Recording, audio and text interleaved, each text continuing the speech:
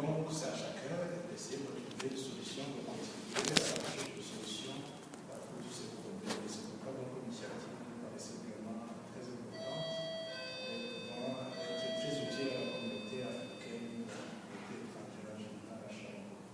Voilà un peu de mots pour vous présenter. Merci, M. Michel. Il y a d'autres talents qui vont arriver dans le mois d'août, ça, on l'espère.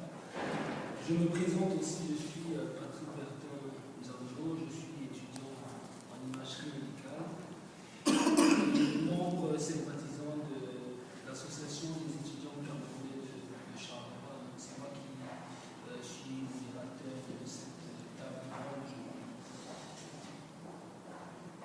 Pour la psychologie sociale du développement cognitif, l'intelligence ne se développe pas toute seule dans le sujet. Au contraire, c'est à travers les interactions sociales que l'appropriation se fait chez les jeunes. Nous sommes dans un contexte européen, un contexte qui est tout à fait différent de celui d'Afrique, puisque nous sommes tous des Africains d'origine. Et en fait, c'est un milieu, on se rend compte que nous sommes dans un milieu où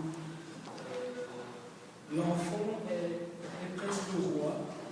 C'est, comment dirais-je, on a tendance à prendre, c'est son point de vue qui a tendance à être mis en avant. L'autorité parentale, c'est pas comme en Afrique. C'est l'autorité parentale qui prédomine. Maintenant, d'aucuns soutiennent que quand on est parent, quand on est enfant issu de l'immigration, on doit automatiquement se conformer à la culture européenne quand on est né en Europe. Il y en a qui disent plutôt, ça c'est pas vrai, l'enfant doit obligatoirement conserver les valeurs africaines. D'autres encore sont au milieu et disent non, l'enfant doit certes garder la culture africaine, mais il doit aussi prendre beaucoup de points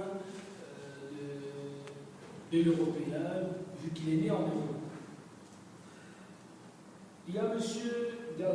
Gaston Kelman qui dit qu'on peut être noir et ne pas manger le manioc. Donc, je vais commencer en me tournant vers lui. Je voudrais savoir si, quand je dis qu'on peut être noir et ne pas manger le manioc, c'est une façon de dire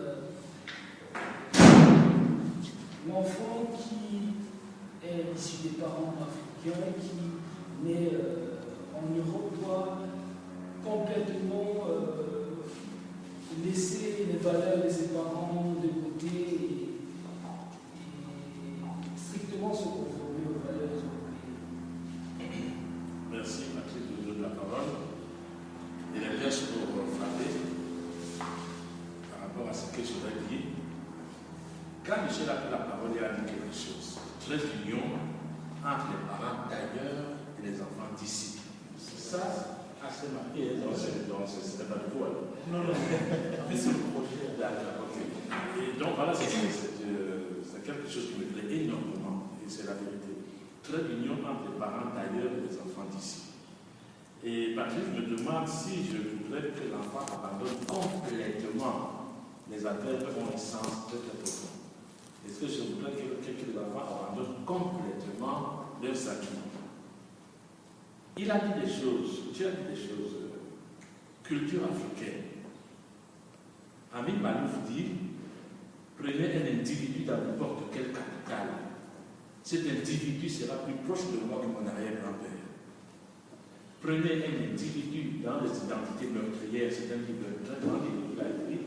Prenez un individu dans n'importe quelle capitale, cet individu sera plus proche de moi que mon arrière-grand-père.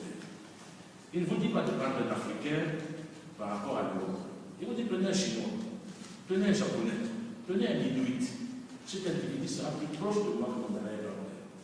Car même chez les Inuits aujourd'hui, voici le type de communication. Quel est le grand-père chinois, français ou belge ou camerounais qui a vu ça? Mais quel est le citoyen aujourd'hui sur la terre qui n'a pas ça? Alors justement, la culture c'est quoi?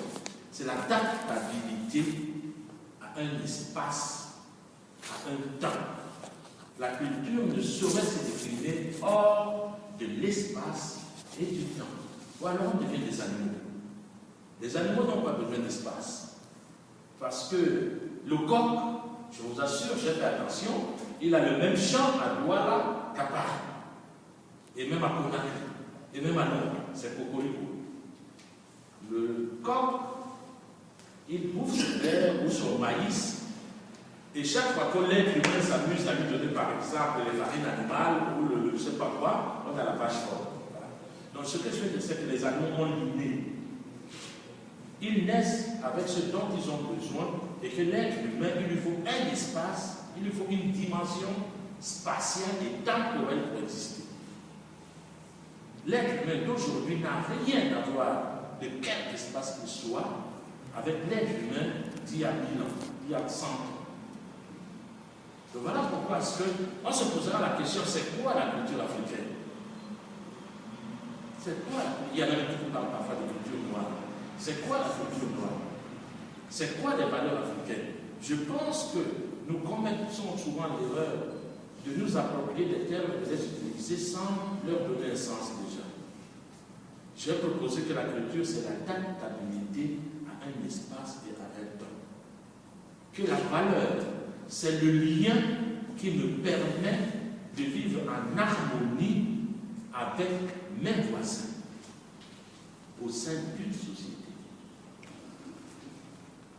Les valeurs, c'est les outils qui me permettent de vivre en harmonie avec mes voisins. Autant la culture, c'est ma culture individuelle. Il y a 6 milliards de cultures existentielles sur la Terre. Il y a 6 milliards. Chaque individu est porteur de son gène culturel, entre guillemets, étant entendu que gène ne peut pas dire ici inné. C'est-à-dire qu'il est porteur de ses acquis culturels. 2 jumeaux, quand un va apprendre l'informatique et l'autre l'anglais, auront déjà 2 outils culturels différents. Ils sont jumeaux, ils ont peut-être même le même phénotype, ils se ressemblent progressivement, comme les buissons. Ils ont peut-être même le génotype, ils ont certainement le même génotype, mais chacun, selon son parcours, va s'approprier des outils individuels. La culture est fondamentalement égoïste. Évidemment, pour le rapprochement, nous ne parlons pas ça, mais chacun, quand il s'en va s'approprier les outils, il s'approprie les outils tout seul, en vue de sa conquête de l'espace. S'il y en a un qui veut être clochard, franchement, il n'aura pas besoin de se fouler beaucoup. Sinon, apprendre à tendre la main pour lui mettre de l'argent dedans. S'il y en a qui veut être de la NASA, ou professeur de l'université, ou professeur de médecine, eh bien, il faudra du boulot. Voilà comment est-ce que 2 jumeaux, et les 2 n'entreront plus jamais dans les mêmes espaces. Celui qui aura conservé que son Bassa, son Babilike ou bien son Kinyarwanda natal ne pourra pas rivaliser avec celui qui aura appris l'anglais, l'espagnol et le portugais. Ils ne vivront que sur les mêmes espaces. L'un sera sur le trottoir, l'autre sera dans les palais.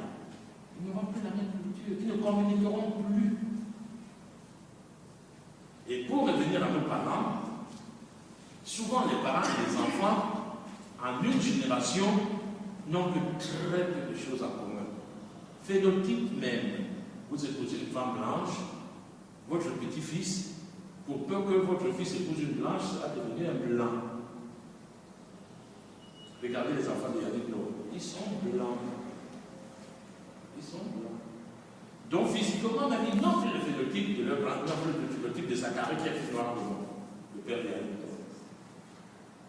Les gènes, ils en ont quelques-uns en commun, mais il se peut même que la culture, il n'ait plus aucun élément en commun, puisque si prenons quelqu'un qui n'a pas été à l'école et dont le fils épouse une femme et dont le petit-fils est, disons, prenons toujours l'exemple très prestigieux, à la NASA par exemple, il est né par exemple en Angleterre ou bien en Amérique, il ne parlera même plus les Wondo ou le Bassa. Voilà quelqu'un qui n'aura plus rien en commun avec son plan culturellement. Ce seront des identités différentes. Ce seront des cultures différentes. Donc c'est l'espace et le temps qui font l'individu, qui font la culture. Parce que c'est une nécessité. Je ne sais pas si je m'arrête, je peux continuer un peu.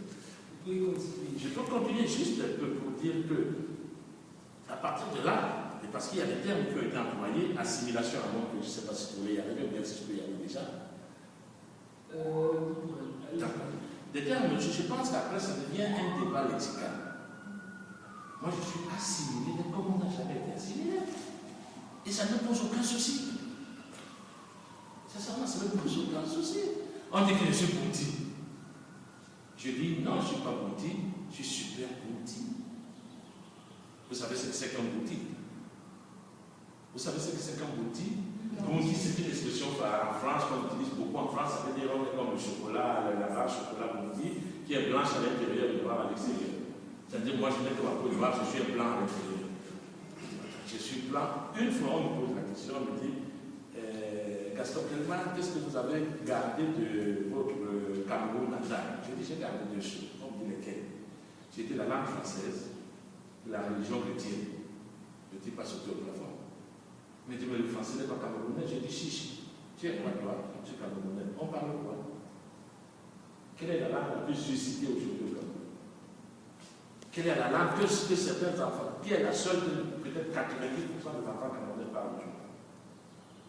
À quoi ça sert de faire semblant de dire ma langue c'est le Bassa quand on ne la parle pas? Est-ce qu'on est offusqué? Peut-être, mais en tout cas, est-ce que ce n'est pas un fait qu'un enfant Bandéké, Yambassa ou Bassa, né à Yaoundé, il y a quelques générations, avait plus de chances de parler et Wondo que de parler la langue de ses parents? Un enfant né à Garoua parlera Fulfulde alors que ses parents sont Bassa. Parce que c'est son espace. Ce gamin-là aura l'accent des gens du Nord. Donc voilà comment est-ce que des notions comme assimilation pouvaient être choquantes à l'époque du colonialisme, où le blanc venait et nous imposait des comportements contre nature. Quand par exemple on fait manger de la viande à la vache, elle devient folle. C'est là que la vache a des problèmes. La vache a des problèmes. Nous, quand le blanc venait et qu'il disait, par exemple, les vacances scolaires, c'est en juillet, en juillet-août, parce qu'il veut venir en été en France, alors que nous, le 28 temps, on ne pouvait même pas bouger de la maison. Quand il nous détournait de nos schémas actuels, de notre espace, et qu'il nous faisait incorporer, par exemple, la Saône, la Loire et la Garonne, là, l'assimilation pouvait avoir un sens négatif. Mais qui jamais s'est posé la question ou a posé la question à Sarkozy qu'il est assimilé? En quoi est-ce que Sarkozy est différent d'un petit Français d'origine? Mais qui n'a pas posé la question à moi et à mes enfants en leur donnant l'injonction de ne pas être assimilés? L'assimilation, ce n'est pas non plus un choix, pas plus que la culture. Nos enfants ne parlent pas avec notre accent. C'est jamais plus. L'assimilation, ce n'est pas un choix. C'est un processus. C'est tout simplement un processus logique, naturel.